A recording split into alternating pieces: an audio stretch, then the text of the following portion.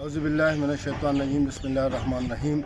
زما نوم فضل شیرپو دی او زه د یونین کونسل شیرپو سابقه تحصیل ممبر یم. د REC شیرپو ته رالو نو مونږ چې یاره د دې د کم دغه دی چې دا د عوامو مخې ته راولو، زیات خلک دا دغه کوي چې یاره دلته کې څه شوي دي.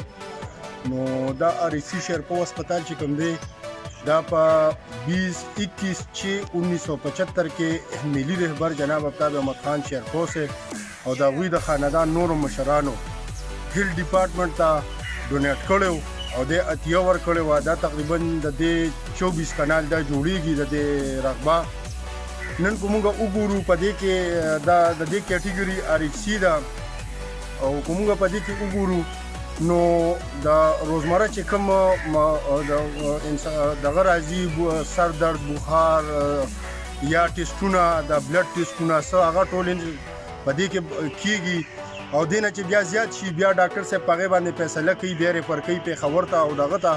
صرف د دې ویډیو مقصد دا چې په 21-1975 کې هغه وخت کې ملي رهبر جناب آفتاب احمد خان شیرپو صاحب چې کوم دی او د هغوی د خاندان نورو معزز مشرانو دا اسپتال هیل ډپارټمنټ ته ډونیټ کړی دی. دا خرڅ شوی هم نه دی، دا تقریبا 24 کنال ځمکه ده. نو اوس که موږ دلته وګورو نن سبا وخت سره د دې ته حساب واچوې دلته یو مرله چې کوم دی نو په 15-20 لاک روپۍ میلاویږي.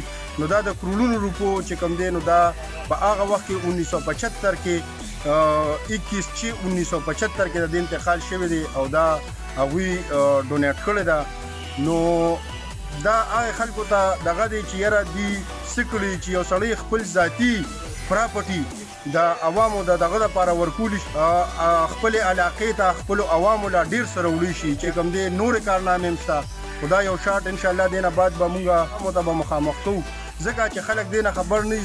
زه پخپله زما بحثي 1982 زما پیدایش دی، دا زما پیدایش هم تقریبا چې 8-9 کاله مخکې دا خبره ده، دا ډونیټ شوې ده. یا زمونږ نه کشران دي او هغوی وایي چې څه شوي دي.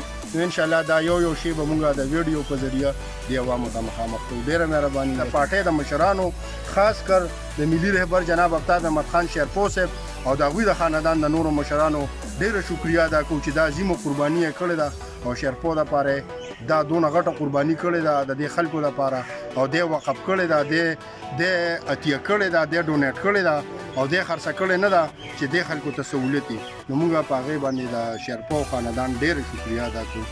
السلام.